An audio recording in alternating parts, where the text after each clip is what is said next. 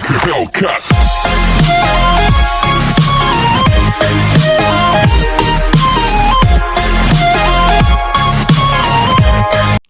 Good morning students, this is Rajesh sir. और आज आप सेकंड चैप्टर के पार्ट वन को पढ़ेंगे। सेकंड चैप्टर का पार्ट वन जिसकी हेडिंग्स है Evelyn Glennie listens to sound without hearing it. Now let us discuss the title. सबसे पहले हम टाइटल के ऊपर डिस्कस करते हैं। टाइटल है listens to sound without hearing it. The title itself is very interesting. Title भी काफ़ी इंटरेस्टिंग है। Here the author says Evelyn Glennie listens to sound without hearing it. बिना सुनाई दिए वो सुनती है, साउंड्स को महसूस करती है। Now we all wonder, we are confused. हम लोग सब वंडर हो जाएंगे, कंफ्यूज हो जाएंगे। How can you listen to sound when you can't hear? कि आप साउंड कैसे सुन सकते हैं जब आपको सुनाई ही नहीं देता? So this is something we will discover. ये चीज़ हम इसमें डिस्कवर करेंगे that how Evelyn Glennie was able to listen to sound although she could not hear. कि एवलिन ग्लेनी कैसे किसी चीज़ को सुनती है, कैसे किसी चीज़ को सुनने के लिए एबल हो जाती है जबकि वो सुनाई भी नहीं देता। She could not here. तो फर्स्ट पैराग्राफ से हम शुरू करने वाले हैं। यहाँ पे फर्स्ट पैराग्राफ है रश और crowds jostle for position on the underground train platform. घंटों तक अंडरग्राउंड ट्रेन प्लेटफॉर्म पे खड़े होकर वो अपने पोजीशन को पाने के लिए जद्दोजहद कर रही थी। ये slight girl looking younger than her 17th year, she was nervous yet excited as she felt the vibrations of the approaching train. एक पतली सी लड़की जो अपनी उम्र से भी छोटी दिखाई दे रही थी, 17 साल की थी। Was nervous yet excited, nervous के साथ साथ एक्साइटेड भी थी। As she felt the vibrations of the approaching train, क्योंकि उसे वाइब्रेशन महसूस हो रहा था आज की ट्रेन अब आने वाली है। It was her first day at the prestigious Royal Academy of Music in London and daunting. It was her first day, उसका ये पहला दिन था prestigious Royal Academy of Music in London में। And daunting enough for any teenager fresh from a Scottish farm. किसी Scottish farm से जा करके, किसी स्कॉटिंग जगह से जा करके अपने टीनेज में ही Royal Academy of Music in London में उसका पहला दिन था। But this aspiring musician faced a bigger challenge than most. She was profoundly deaf. लेकिन उसके लाइफ में सबसे बड़ा चैलेंज क्या था कि वो एक डेफ थी। उसे कुछ भी सुनाई नहीं देता था। शी वॉज प्रोफाउंडली डेफ, और उसके बावजूद she wanted to become a musician.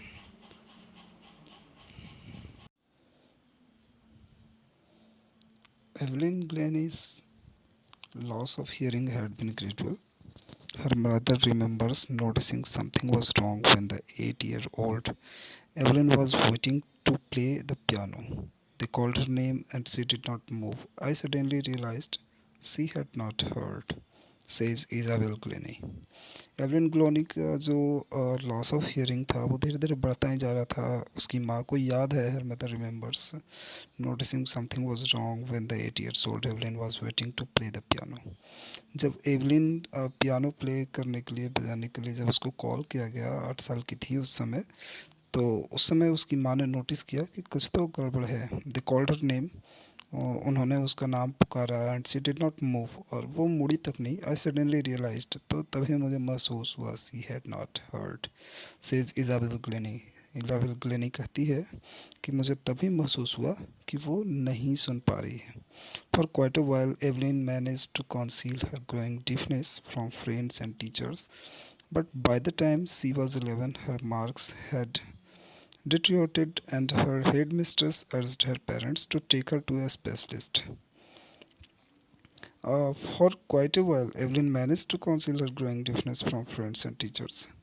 Uh, कुछ कुछ समय तक तो एवलिन ने मैनेज किया उन सब चीज़ों को। उसकी जो डिफनेस थी वो ग्रो हो रही है, तो अपने दोस्तों से, टीचर्स से छिपाने में कुछ दिन तक तो मैनेज किया। But by the time she was 11 her marks had deteriorated. लेकिन जब वो 11 साल की होगी तो उसका मार्क्स जो था वो डिट्रियोट हो गया, कम होने लगा। And her headmistress urged her parents to take her to a specialist. और उसकी हेड मिस्ट्रेस ने एडवाइस दी उसके पेरेंट्स को कि उसे एक स्पेशलिस्ट को दिखाया जाए, उसे डॉक्टर को दिखाया जाए। It was then discovered that her hearing was severely impaired as a result of gradual nerve damage. और ये ऐसा पाया गया कि उसका जो नर्व था, नर्व में डैमेज होने की वजह से उसका जो हियरिंग था वो धीरे धीरे लॉस होते जा रहा है। दे वर एडवाइज्ड, उनको एडवाइस दिया गया that she would should be fitted with hearing aids, कि उसे सुनाई देने वाली कुछ मशीन लगाई जाए and sent to the school for the deaf. और उसे ऐसे स्कूल में भेजा जाए जो बहरों का स्कूल हो। Everything suddenly looked black, says Evelyn.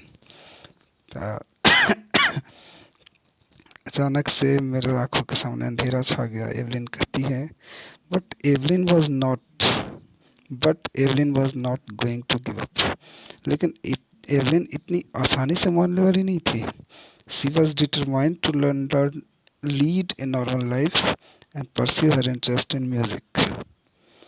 वो अपने लाइफ को काफ़ी नॉर्मल तरीके से जीना चाहती थी और अपने इंटरेस्ट जो था उसका म्यूज़िक में था, तो उस इंटरेस्ट के पीछे भागना चाहती थी। One day she noticed a girl playing xylophone. This is xylophone. One day she noticed a girl, एक दिन उसने एक गर्ल को नोटिस किया कि जो जाइलोफोन बजा रही थी। एंड डिसाइडेड, और उसने डिसाइड किया that she wanted to play it too, कि वह भी इसे बजाना चाहती है। Most of the teachers discouraged, ज़्यादातर शिक्षकों ने उसे डिस्करेज किया। But percussionist Ron Fox spotted her potential. लेकिन जो परकशनिस्ट थे, यानी कि वाद्य यंत्र के जो बजाने वाले होते हैं उनको बोला जाता है, तो Ron Fox spotted her potential, ने उनकी पोटेंशियल को स्पॉट किया, पहचाना। He began by tuning two large drums to different notes.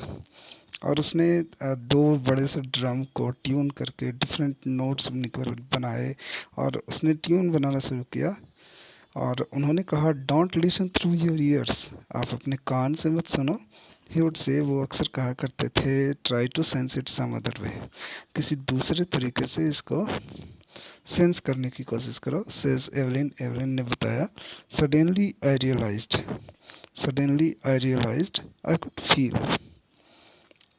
कि मैं फील कर सकती हूँ the higher drum from the waist up and the lower one from the waist down.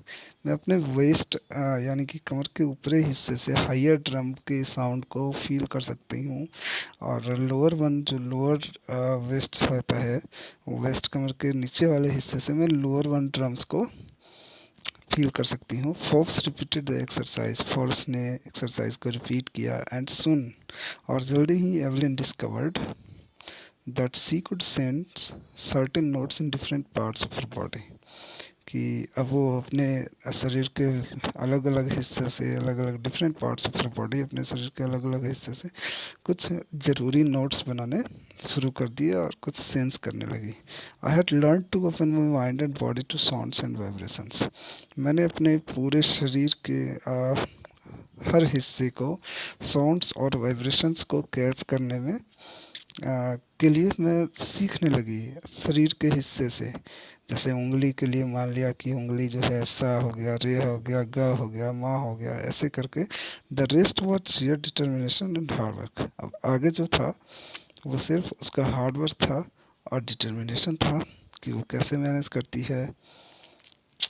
C never looked back from that point onwards, और उस वक्त से उसने कभी भी पीछे मुड़कर नहीं देखा। She toured the United Kingdom with a young orchestra and by the time she was 16, जब वो सिर्फ 16 साल की थी तो उसने यूके में यंग यूथ ऑर्केस्ट्रा के साथ उसने टूर किया। She had decided to make music her life, और उसने म्यूज़िक को अपनी लाइफ बनाने के लिए डिसीजन ले लिया, डिसाइड कर लिया। She audition for the Royal Academy of Music, उसने रॉयल एकेडमी ऑफ म्यूज़िक के लिए ऑडिशन दिया and scored one of the highest marks in the history of the academy, और एकेडमी के इतिहास में सबसे ज़्यादा मार्क्स लाने में उसका नाम आया, सबसे ज़्यादा मार्क्स आया। She gradually moved from the orchestral work to solo performance. अब वो ऑर्केस्ट्रल वर्क से सोलो परफॉर्मेंस की ओर मुड़ चुकी थी। At the end of her 3 year course, 3 साल के कोर्स के समाप्ति में, she had captured most of the top awards. उसे बहुत सारे टॉप अवार्ड्स मिल चुके थे। एंड फॉर ऑल दिस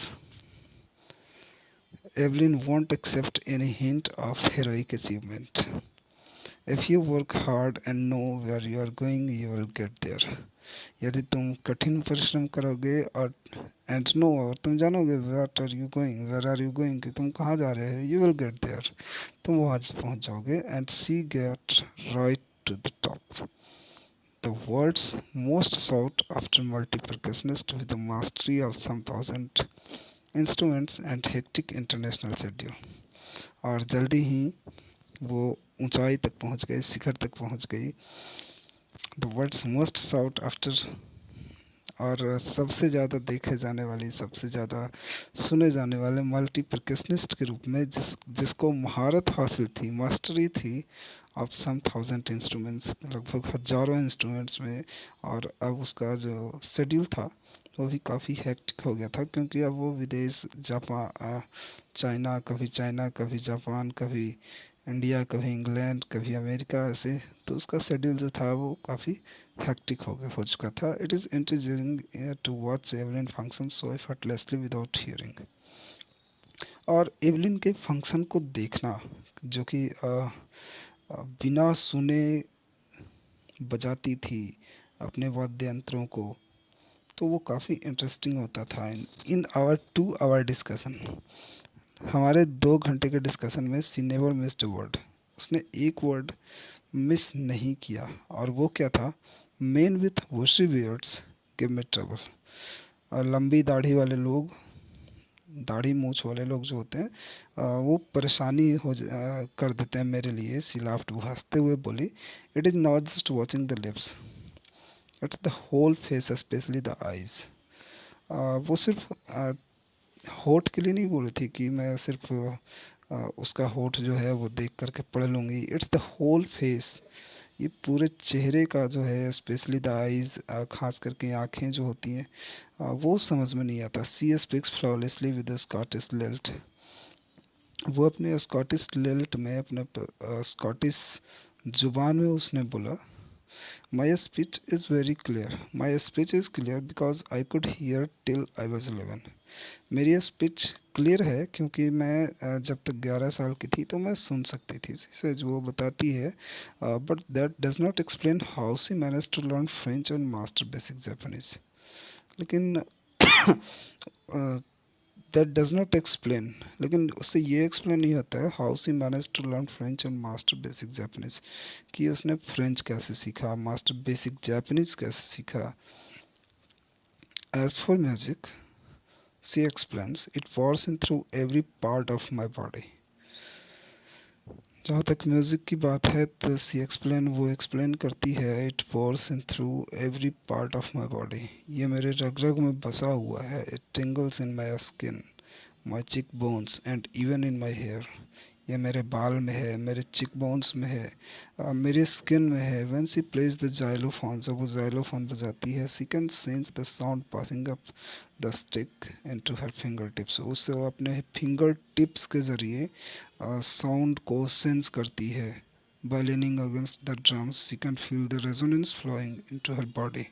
और जब वो ड्रम बजाती है तो अपनी बॉडी से ड्रम के साउंड्स को सेंस करती है। On A wooden platform she removes her shoes so that the vibrations pass through her bare feet and up her legs। जब वो वुडन प्लेटफॉर्म पे जाती है, वुडन स्टेज पे जाती है, तो सबसे पहले अपने शूज़ को क्या करती है, रिमूव करती है, सो दैट, ताकि the vibration pass through her bare feet, उसके खाली पैरों से वाइब्रेशन जो है वो पास करे और वो साउंड को फील कर सके। Not surprisingly, Evelyn delights her audiences. In 1991, she was presented with the Royal Philharmonic Society's prestigious Soloist of the Year award। ये जो पिक्चर आप देख रहे हैं, ये पिक्चर है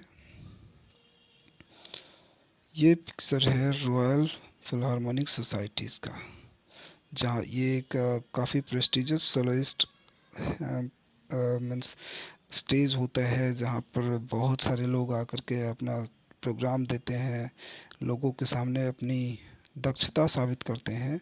सेज मास्टर परक्यूशनिस्ट जेम्स ब्लेड्स, तो मास्टर परक्यूशनिस्ट जेम्स ब्लेड्स कहते हैं, गॉड में हैव टेकन हर हियरिंग, भगवान ने उसके सुनने की शक्ति ज़रूर छीन ली है, but he has given her back something extra ordinary, लेकिन उन्होंने इसे कुछ एक्स्ट्रा ऑर्डिनरी दिया है।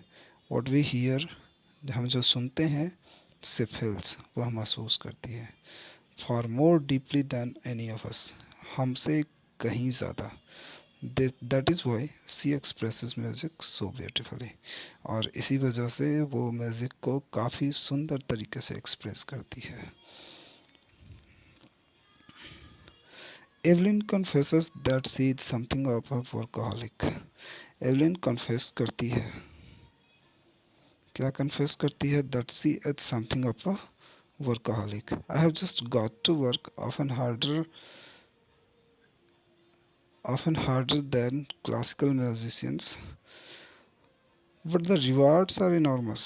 Apart from the regular concerts, Evelyn also gives free concerts in prisons and hospitals. लेकिन वो सिर्फ अपनी रिवॉर्ड्स को ही नॉर्मस नहीं करती, सिर्फ अपने अवार्ड्स के लिए ही नहीं काम करती। रेगुलर कॉन्सर्ट्स के अलावा एवलिन फ्री कॉन्सर्ट्स भी दिया करती थी इन प्रिजन्स, हॉस्पिटल्स, जैसे जेल में, हॉस्पिटल में, वो फ्री में जा कर के वहाँ पे स्टेज प्रोग्राम करती थी, सोलो प्रोग्राम करती थी। High priority she also gives high priority to classes for young musicians, और वो जो छोटे छोटे म्यूजिशियंस होते थे उनको क्लासेस भी दिया करती थी, और उनके क्लास को वो हाई प्रायोरिटी पे रखती थी। एंड रिक्लिन of the beat Heaven, font for deaf children says, she is a shining inspiration for deaf children. वो डेफ चिल्ड्रन के लिए शाइनिंग इंस्पिरेशन है। They see that there is no where that they cannot do. वो देखते हैं कि ऐसा कुछ भी नहीं है जो वो नहीं कर सकते, जो वो नहीं, जहाँ वो नहीं जा सकते। Evelyn Glenny has already accomplished more than most people twice her age. Evelyn Glenny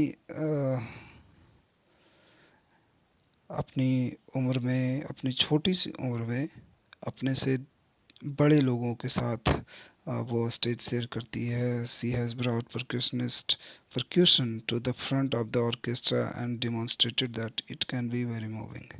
She has given inspiration to those who are handicapped, people who look to her and say, if she can do it, I can. And not the least, she has given enormous pleasure to millions. लोग उसको देख करके कहा करते हैं, क्या कहते हैं, वो कहते हैं, if she can do it, अगर वो ये कर सकती है, आई कैन, मैं भी कर सकता हूँ। And not the least, she has given enormous pleasure to millions, उन्होंने सच में लोगों को बहुत ही प्लेजर दिया है, खुशी दी है। आज के लिए चैप्टर को हम यहीं पे ख़त्म करते हैं। Chapter as the end. Thank you. Let's meet in the next video.